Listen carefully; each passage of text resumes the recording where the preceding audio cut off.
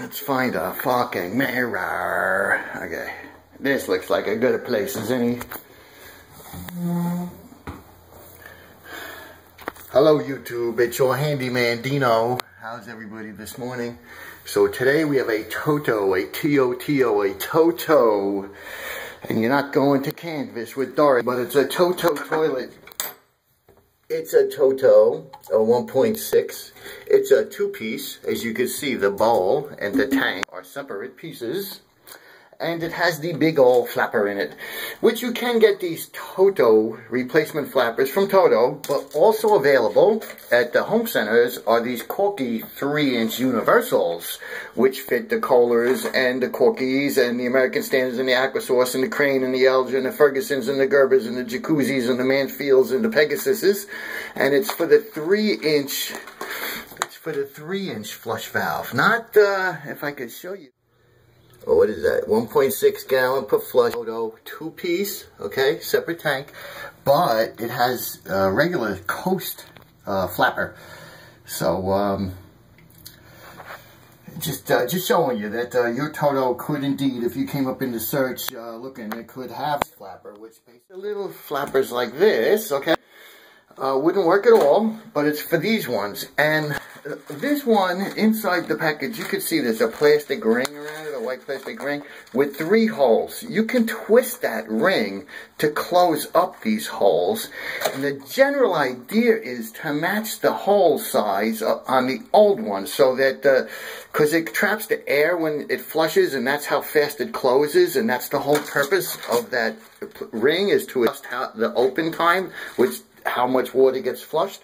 And again, I'm going to tell you, whenever you're doing toilet stuff, I never just do the flapper. It's always, always, always fill valve flapper. Because you know what's going to happen. You're going to change the flapper, and it was actually probably 2 problems with the toilet. A little bit of bad flapper and a little bit of bad fill valve. So you're going to change the flapper, and you're still going to have a problem with the toilet. As long as you're sticking your nose in this freaking thing, change everything in the tank. Fill valve flapper. Got it? And also, if there's a flexible supply line, this one does not have a flexible supply line, it has a solid supply line, but if there was a flexible supply line, I would change that too. Out. And this is basically a full fluid master. We have an exact replacement for it right here. Although you could basically use any universal fill valve in this toilet. We shut the water already. We shut the shut-off valve. And remember, when we turn this back on, we're going to check here for leaks, because you never use these valves, and when you do use them, they tend to dribble right here. Making sure that the tube goes in that pipe, okay, because that's the rim feed. That's what gives you the water this up to the proper level. The rim feed always goes in the pipe, not squirting into the tank. It goes in the pipe. Again, that's what gives you your water, and that fills it up to the proper level. And if it's not filled up to the proper level, you're not going to get the right flush. You're going to have problems. Toilet going to be clogging all the time. You're going to need to use the plunger. Rag, and I'm going to rub around the seat of the flapper, because a lot of times the old flapper will disintegrate, and it will leave of debris and rubber on that seat, and then the new flapper will not seal properly, and you'll have a leak, and you won't know why. So always just go around this thing. And that's the first one. That's the supply line. Usually you just have to like get these things moving, these bolts, and then you could do the rest of unscrewing by hand. And the same thing when you tighten it. You're going to want to snug it up by hand, and then just hopefully, because you don't want to cross thread these things. And if you put the wrench on this stuff right away, you can't really get a good feel if it's threading on right. So when you're putting it back on, you want to make sure it's threading right. So you're going to do it by hand until you get almost tight, and then you're going to put the wrench on it. Just give it that last like half a turn. Okay, so then this is the fill valve nut. On this model, they have these little wings, so it's like a thumb nut, but some, you may indeed have to go back and use that channel. Oh, I know I make these videos so like basically anybody can be able to women, men, kids, teenagers, 20-somethings. You know, that's the whole thing in my head. I'm making these videos so that the average person, you know, can have the pride and save the money by doing it themselves and the time.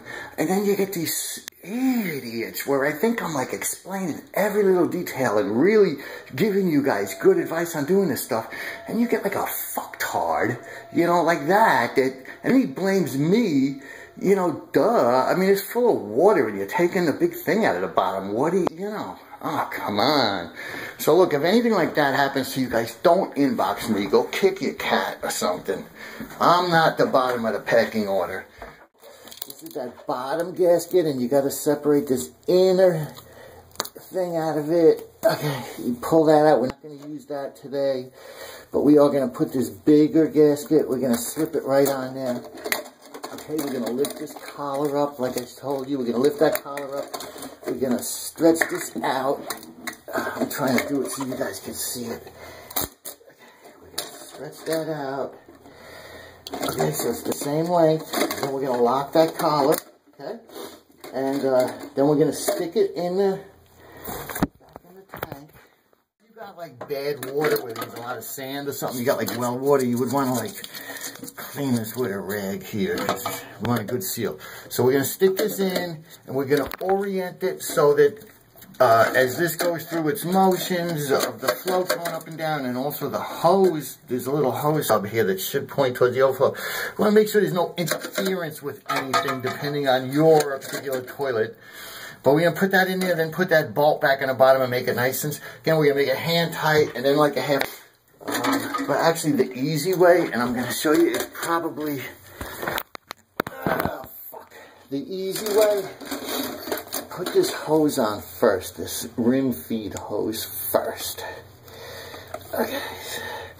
And then we're going to cut it to length and put this clip on the end. Okay, so these two pieces on this job we don't need. Okay.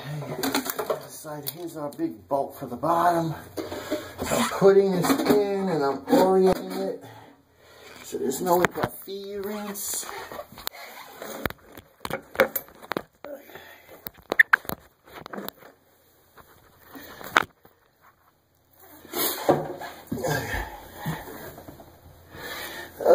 Okay, I'm orienting in the top so the hose is pointing the right way and there's no interference.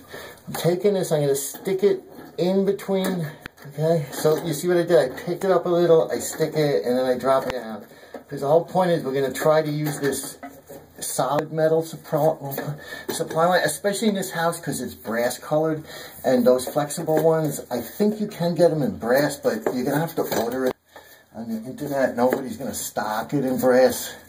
So, and it looks nice, so we want to use it. Okay. And so I got a hand tight. Now I'm using those thumb screws, and I gave it that last half a turn. Now this guy, I'm going to kind of line it up. And again, I'm going to be careful I don't cross thread it, but I'm going to get it as tight as I can by hand. Then put the channel lock on it. And all the time I like to keep this area dry so I can tell if there's any leaking and dry. I'm passing on tips here, and a lot of this stuff that I tell you as I'm going along, it's like stuff you use in other projects too. You know, like that keeping the work area dry. Use it in sinks and faucets and toilets and garden hose. Whenever you're working on something, you know, that makes a lot of sense. So even though you may not be doing a Toto 1.6 gallon 2-piece toilet, just watching my video, you're going to gain skills and knowledge. On this new one, we want like the same size hole. So I turned it until there's one. Okay, you got it? 10, 12, 14, 16, 18, 20, 22. One more time.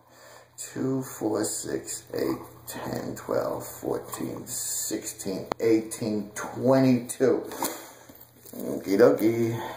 And then any extra chain we're going to take off so it doesn't get in the way. 2, 4, 6, 10, 12, 14, 16, 18, 22.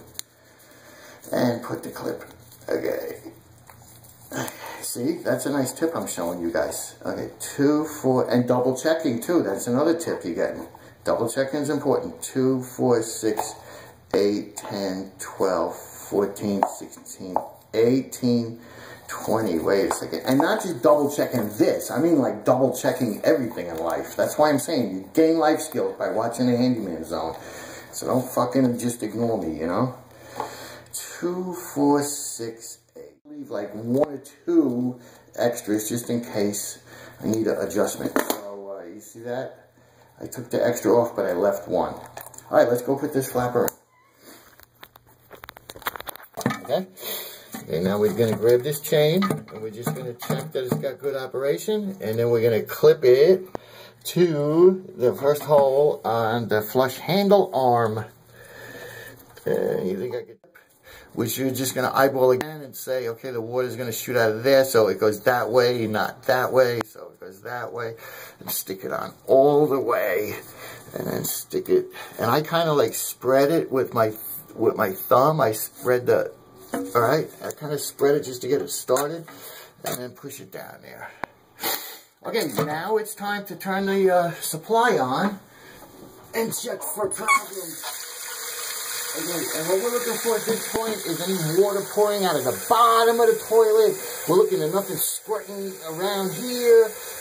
We're checking that it's actually filling up, that there's nothing wrong with the flapper and it's just running out. It's actually filling up. And then we're going to check that when it reaches the proper level, it actually shuts off. So we're checking a bunch of things right now. We're keeping our eyes and our ears open.